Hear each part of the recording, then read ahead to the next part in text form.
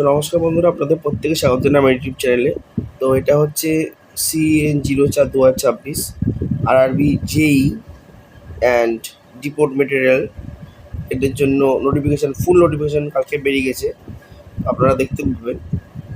Total ভ্যাকান্সিটা আমি আগেও বলেছিলাম, 3993 ভ্যাকান্সিটা দিন দিন রেল কমাচ্ছে। হয়তো প্রতি বছর দিচ্ছে ঠিক কথা, বাট ভ্যাকান্সিটা না অনেকটাই কম, যেটাতে কম্পিটিশন খুবই খুবই খুবই খুবই হাই হয়ে যাচ্ছে আর কি।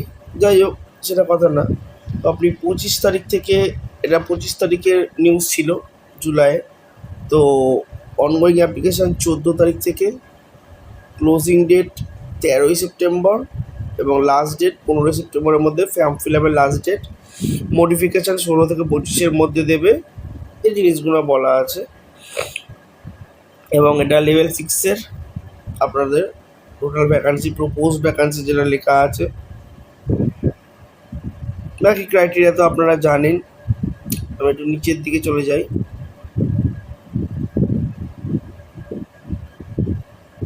ফিটনেস ব্যাপারটা দেখে নেবেন। তো এজ লিমিট আপনাদের 18-33। প্রত্যেকটা ক্যাটাগরির ক্ষেত্রে এটা কত সাল, এটা কত, এটা কত, এটা কত, প্রত্যেকটা দিয়ে দেওয়া আছে, ঠিক আছে। আর রিল্যাক্সেশনটা দিয়ে দিয়েছে। ফর্ম ফিল আপের জন্য আপনাদের 500 টাকা এবং 250 টাকা যেমন লাগে নর্মালি রেলের ক্ষেত্রে।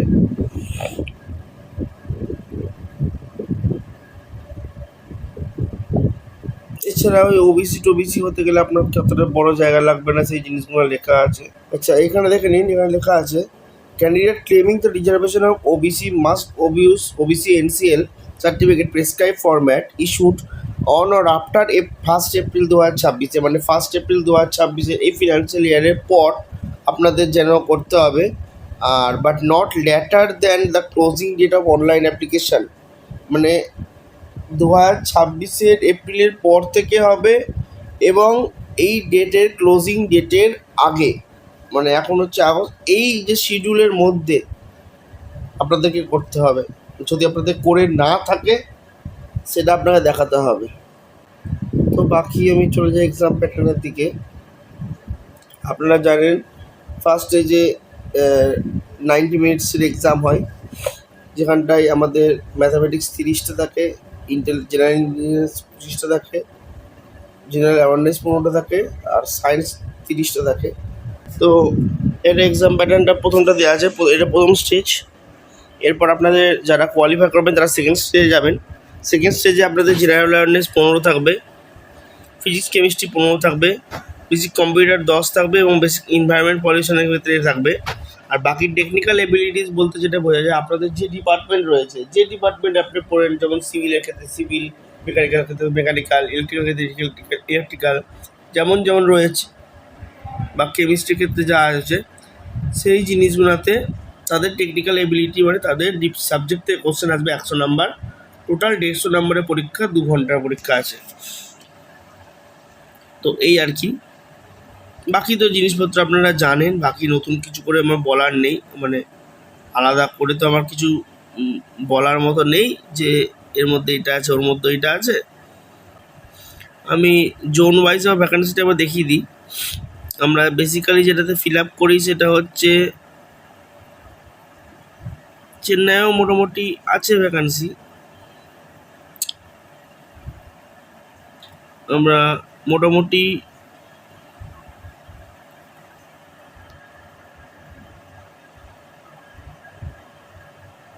গোরখপুর, গুয়াহাটি,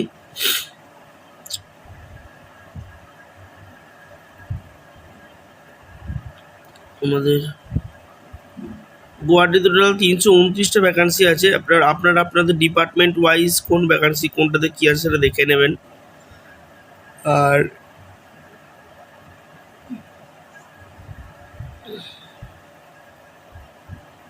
কলকাতাতে টোটাল ভ্যাকান্সি রয়েছে আপনার